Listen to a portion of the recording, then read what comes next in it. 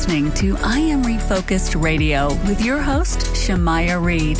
This show is designed to inspire you to live your purpose and regain your focus. And now, here's your host, Shamaya Reed. Hey, welcome to I Am Refocused Radio. We are here once again, and today we have an amazing show lined up for y'all. Today we have a special guest, Dunn. He is going to tell us amazing things about what he does today with his podcast that we will dive into a little bit later. It's called Two Drunk Dudes in a Gun Room. But first and foremost, we're going to talk about his life story. He served in the Army in 1994, spent 20 years in the military. And I want to say first and foremost, sir, thank you for your service. Let's talk about what your experience was like in the military. And once again, welcome to the show. How you doing? I'm doing good. I appreciate you having me on. So, yeah, man, the military was different. You know, I kind of feel fortunate because we got to see the pre-9/11 and then after 9/11. So in 94, when I joined, it was like a 9-to-5 job. There was nothing going on. A lot of people were signing up just for college money. I signed up because I had gotten married right out of high school and needed a job and benefits to take care of the family. And so that's what brought me to the military. And, my first duty station was Korea. So being married, then straight to basic training, AIT, and then off to Korea. So, I didn't even get to see my wife for like the first year and a half of my military service. But after that, I thought about getting out. And when I left, I went to Fort Bliss. And the quickest way to get away from Fort Bliss was to re-enlist. And from there, my military career was great. I spent 3 years in Germany, and it was in the mechanized infantry. I did a deployment to Bosnia. And then from there, I signed up and volunteered to go into the 160th. And I did 10 years with them and ended up doing a total of 68 months deployed between Bosnia, Iraq, and Afghanistan, and then retired in 2014. After your service to the military, what was your transition like when you got out? Did you kind of plan before the day came for you to, go ahead and turn that page? Or was it something that you had to kind of decompress a little bit and take it slow? So when I was getting close to getting out, PTSD was definitely a thing. And I didn't even realize that I was dealing with things. My attitude, my anger, and everything had completely changed over the years. And I decided to get out because I wasn't having fun no more. I didn't enjoy it. I didn't understand the new soldiers. And I decided to get out. And when I got out, I know now, but at the time I was thinking about killing myself. And I think, now I look back at it, I don't think it was so much that I wanted to die. I just didn't want to live, if that makes any sense. Subconsciously, I did not like who I was, what I was seeing in the mirror. I had pushed all my family away, and I got out at a great place to retire, just a horrible place to find a job. And so I couldn't find work. I did the next dumbest thing, which was start my own business, and not being in the right mental shape to handle it. It went exactly how you'd kind of expect, So for 6 years, I owned a trucking company, and I struggled and ended up closing it during COVID. So it was tough, the emotional roller coaster that you're on. And there's so many things that are happening. And unless you're one of those guys that Google every little thing, I didn't realize the symptoms. I didn't see them myself. My wife had seen that I had changed. My kids had noticed that I changed. Me and my kids did a lot of fighting. Me and my wife did a lot of fighting. And I got to the point where I would come home from work and eat dinner and then go straight to the bedroom and just stay in the bedroom because I felt normal and safe by myself. I didn't even feel comfortable being around my family anymore. And so, with anything, I don't care what it is, to change, you have to break that cycle. And it usually takes a major event. And it was the same for me. I got help after I had completely destroyed my relationship with my kids. I ended up throwing my son out of the house after the day after a hurricane. And that's where, that fight had almost became physical. And at that point, that's where I realized I needed to get some help. That the problem wasn't everybody else. The problem was me. And so I didn't go through the military to get my help. I went through a civilian doctor, and I didn't really feel comfortable going to the VA. I don't think emotionally I could have dealt with the red tape that it takes to start that whole process at that time. So that worked out the best for me was going through a civilian doctor and getting some help. Unfortunately, when you get the help and you start seeing things clearly, then you get to see the aftermath of what you created. This is Refocus Radio, talking to our guest, Dunn. And you also have many projects. You have, like I said in the intro, you have a podcast, Two Drunk Dudes in the Gun Room. And go to that website, twodrunkdudesinthegunroom.com. You also have a nonprofit, Heroes Voice Media Foundation. You can go to that website, heroesvoicemediafoundation.org. And you also have a podcast program for veterans. I mean, you're busy doing your thing, so kind of break down the radio station, the nonprofit, and the podcast that you do. Okay. So my podcast, it's called Two Drunk Dudes in a Gun Room because originally, after I closed my trucking company, I took a job in Missouri where I could help take care of my mom. And me and my old first sergeant started this podcast. He owned a gun business, and we both liked to drink a little bit. And so when we decided to start this podcast, we called it Two Drunk Dudes in a Gun Room. And it was just out of comedy. And the idea behind it was just to reunite some of our old soldiers and get them back in, get them talking, get us talking. And about 3/4 of the way through that first season, I realized that this was the best therapy that I'd ever had. Up to this point, everything was dealt with medicine. So all I was doing was taking care of the symptoms. I still hadn't fixed the problems. And so I noticed that by openly talking and being on the podcast that I was actually feeling better. And so by season 2, we started getting veteran musicians on. And I didn't care if one person watched my show or 10,000 people. At this point, the therapy was about myself. And when I seen these veteran musicians, it was different for them. They were struggling trying to get their music out, get their names known. It's a super tough industry to begin with. And on top of that, that's how they're trying to pay their bills. So I started a radio station that plays nothing but veteran music. It's called Gunroom Radio. We're now up to 4 channels.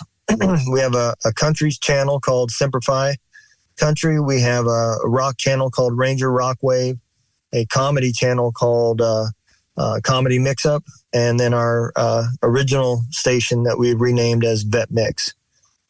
And that turned into the nonprofit called Heroes Voice Media Foundation.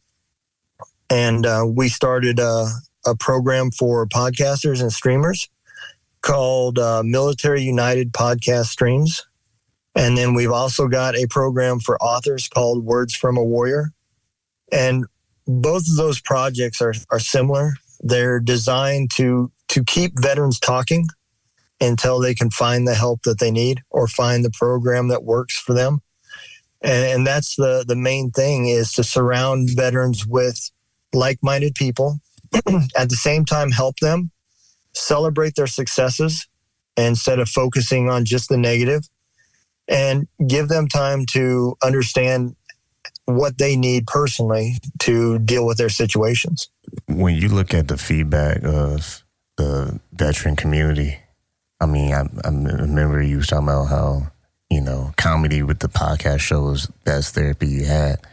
What has been the feedback with veterans and how they can continue to support your platform so that more veterans can be aware of it?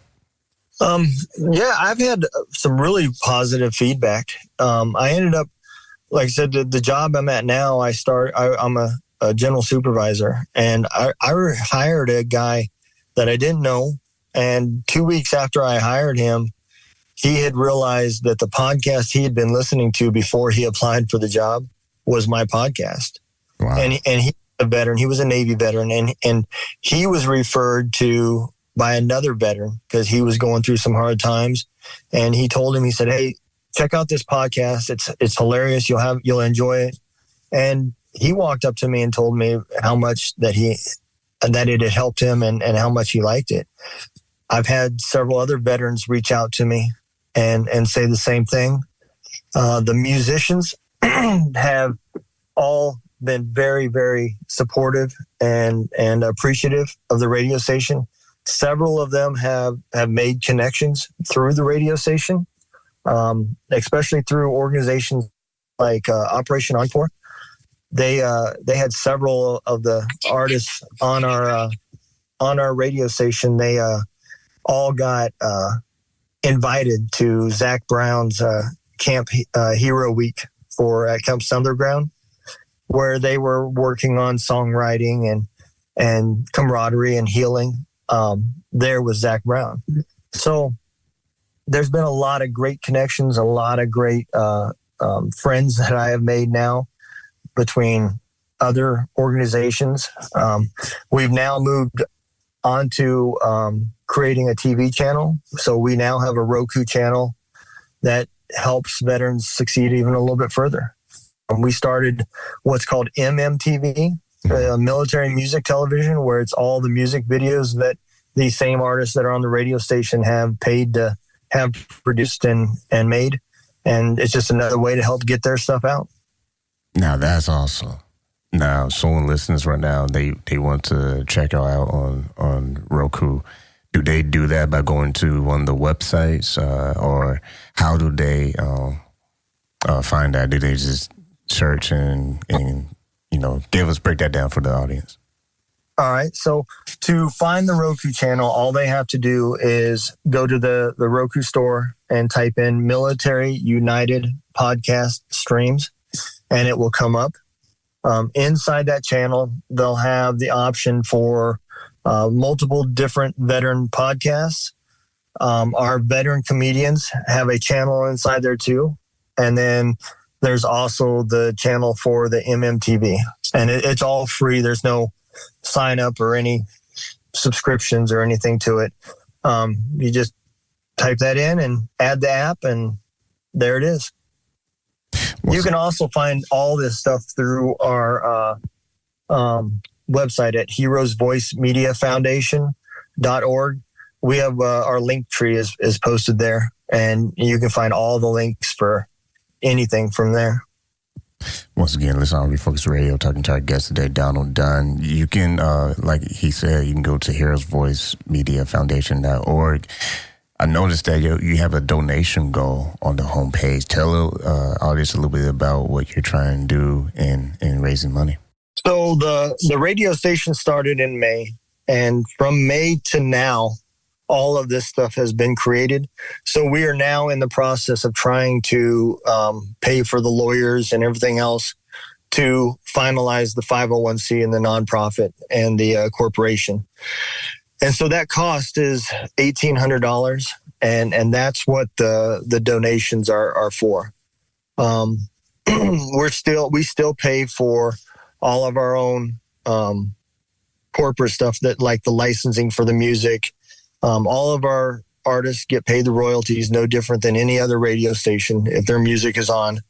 And so we've got our royalty fees that we have to pay to BMI and ASCAP and plus all the app creations and everything else that we're doing. I cover all those costs So that donation is what we're trying to raise the money for, is for the 501c part of it, the legality. And if someone's listening to this right now and they want to support what you're doing, I mean, every nonprofit needs volunteers and just people with resources. What's the best way people could get involved and contact you? So they can email me at donalddunn@gunroomradio.com. They can also go to any of our social media, gunroomradio.com. There's currently an ad running right now. We're looking for volunteers that want to be DJs on the radio station. And so you can go there and message me and find out how you can volunteer to be a DJ.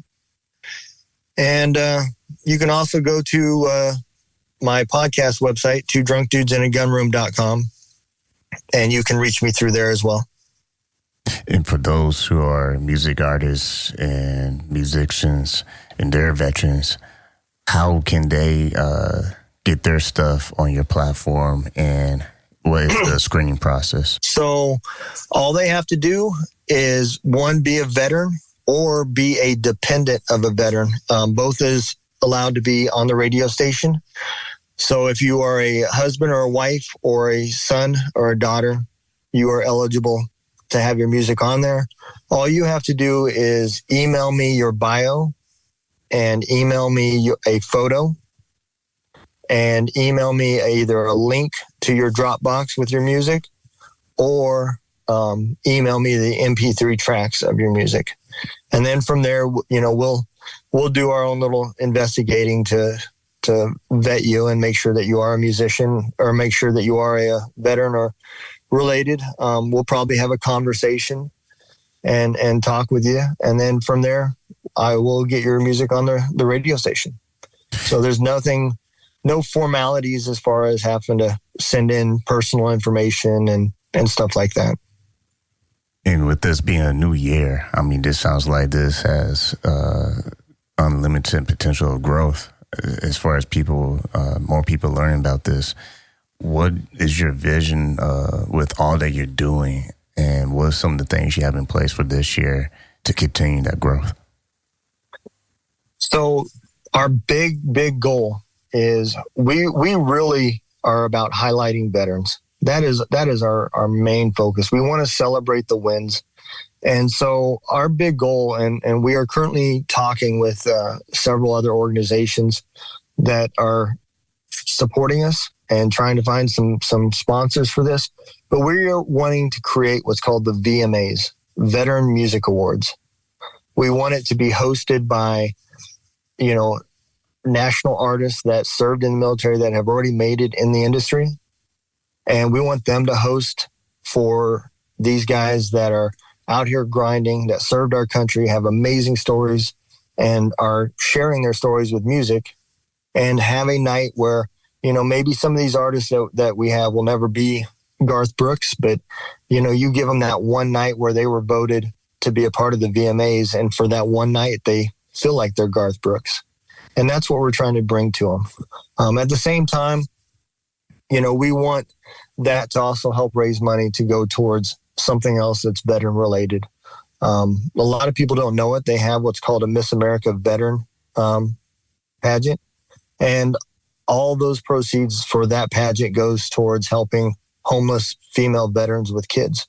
And so we want to do something similar to that and have that money raised to help homeless veterans, or just anything out there, Gold Star families.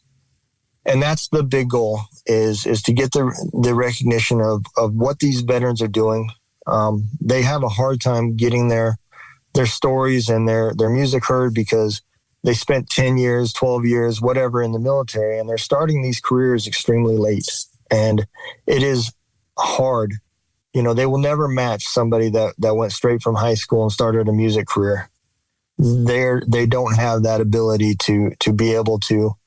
They don't have enough years left to put that kind of time of grinding in to get known. So that's what we try to help them with.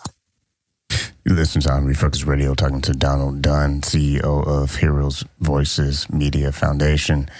when you look at what is going on in the country and when veterans are in need of our support and organizations' support and the public support, what do you think are some things that this country can do better in as far as providing resources and just creating a better support system for our veterans and active duty? I think the big thing is, and I've gotten a lot of this through my podcast. So one, I think people need to understand that after 9/11, everybody was joining, not just men, but women as well.